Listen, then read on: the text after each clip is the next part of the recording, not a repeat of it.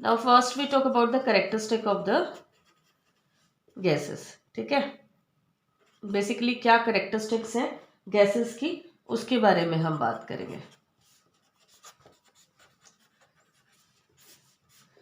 आपको पता है गैसेस आर हाईली कंप्रेसिबल. आप जब केमिस्ट्री को डे टू डे लाइफ के साथ रिलेट करोगे तो आपको समझना बहुत आसान हो जाएगा. गैसेस कंप्रेसिबल हैं क्योंकि जो गैसेस के मॉलिक्यूल्स हैं इनके बीच में इंटरमॉलिक्यूलर स्पेस जो है वो बहुत ज़्यादा है. ठीक है, इंटरमॉलिक्यूलर स्पेस क्या है, बहुत ही ज़्यादा है. Intermolecular space means the space between the particles that is very much high in this condition. तो जब हम ऐसी चीज़ के बारे में बात करते हैं जिसके बीच में इंटरमॉलिक्यूलर स्पेस बहुत ज़्यादा है, या मैं बोलूँ कि जिसके अंदर नेग्लिजिबल फोर्स ऑफ अट्रैक्शन है. नेग्लिजिबल मतलब ना के बराबर. ठीक है, नेग्लिजिबल फोर्स ऑफ अट्रैक्शन होने के कारण और इंटरमॉलिक्यूलर स्पेस ज़्यादा होने के कारण अगर आप इस तरीके की किसी स्टेट को किसी गैस फिल्ड कंटेनर को अगर आप रख देते हो और वहां पे दोनों साइड से अगर आप प्रेशर अप्लाई करते हो तो the gases are going to be contracted.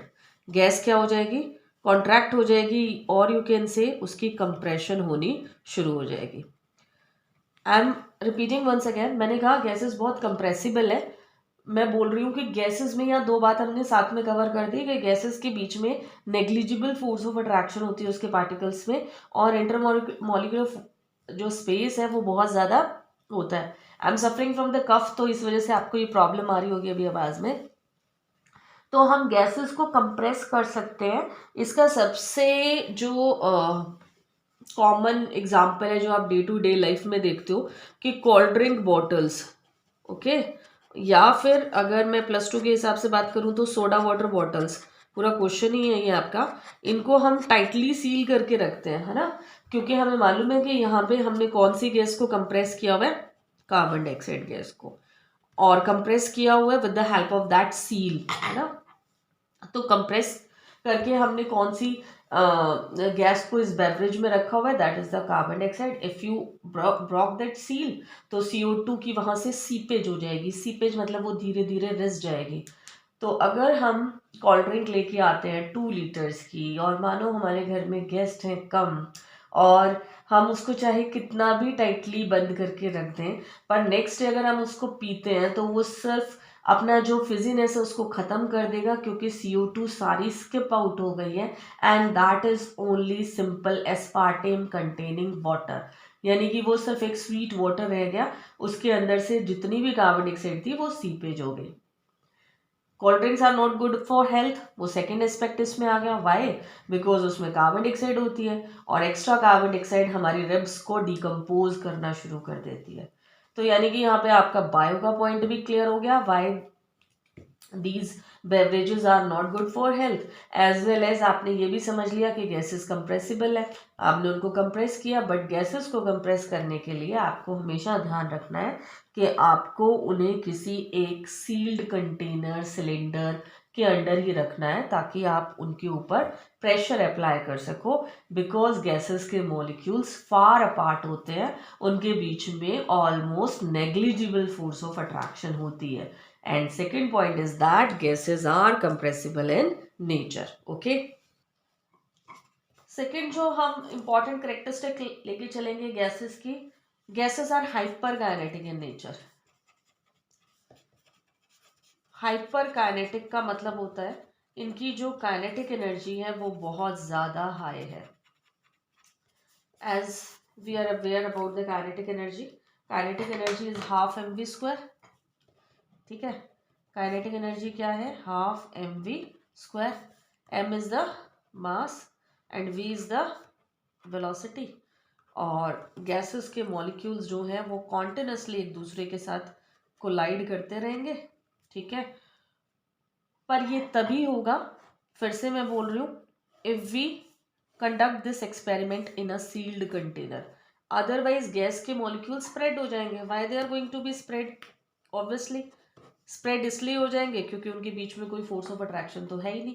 तो अगर हम चाहते हैं कि उनमें कॉलिजन हो, collision means they are going to strike with each other, तो हमें इसे टाइट सील्ड कंटेनर या सिलेंडर में लेना पड़ेगा। यहाँ पे हमने दूसरे पॉइंट को कवर कर लिया कि काइनेटिक एनर्जी गैसेस मॉलिक्यूल्स की मैक्सिमम होती है, they are going to strike with each other और कोलाइड विद ईच अदर।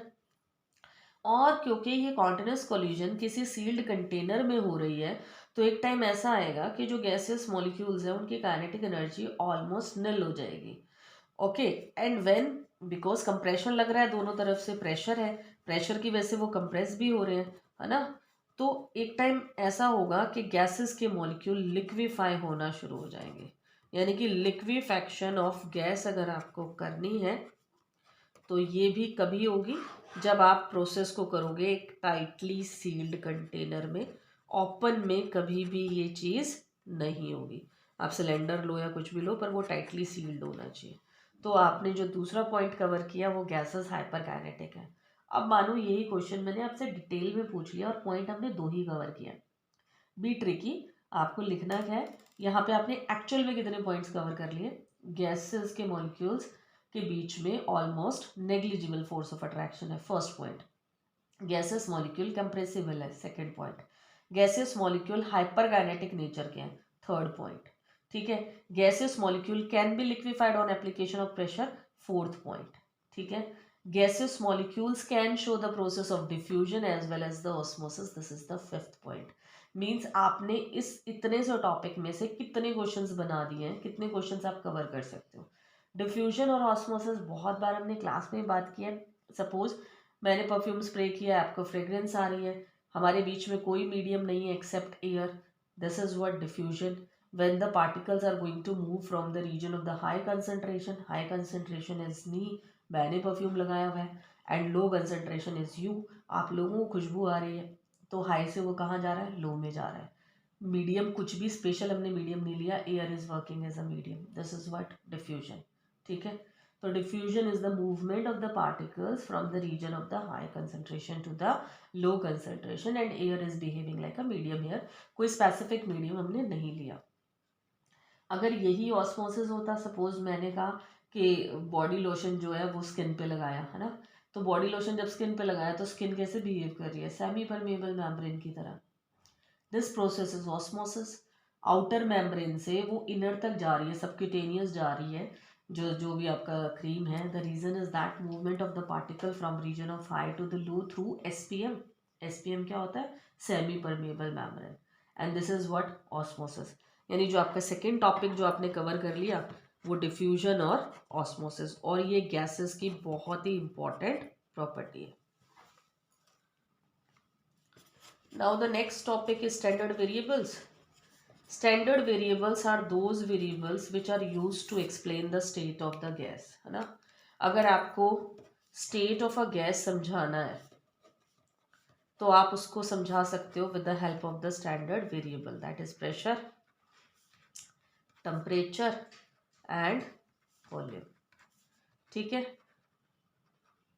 यानी कि गैस को बहुत ही अच्छे से उसकी स्टेट को समझाने के लिए आप इन तीन क्राइटेरियाज को लेते हो, that is PTV, pressure, temperature and volume. इन्हीं को यूज़ करके एक्चुअल में हमारे लॉज हैं, Boyle's law, Charles law, higher classes में आप एवोगैड्रोस, हैमिल्टन्स, डेल्टन्स, ये सभी लॉ पढ़ोगे। तो बेसिकली हम हमारे जो दो लॉज हैं उन्हीं की बात करेंगे, Charles law and Boyle's law, और इनके ग्राफ की बात करेंगे, वो मैं नेक्स्ट वीडियो में अपलोड कर दूंगी।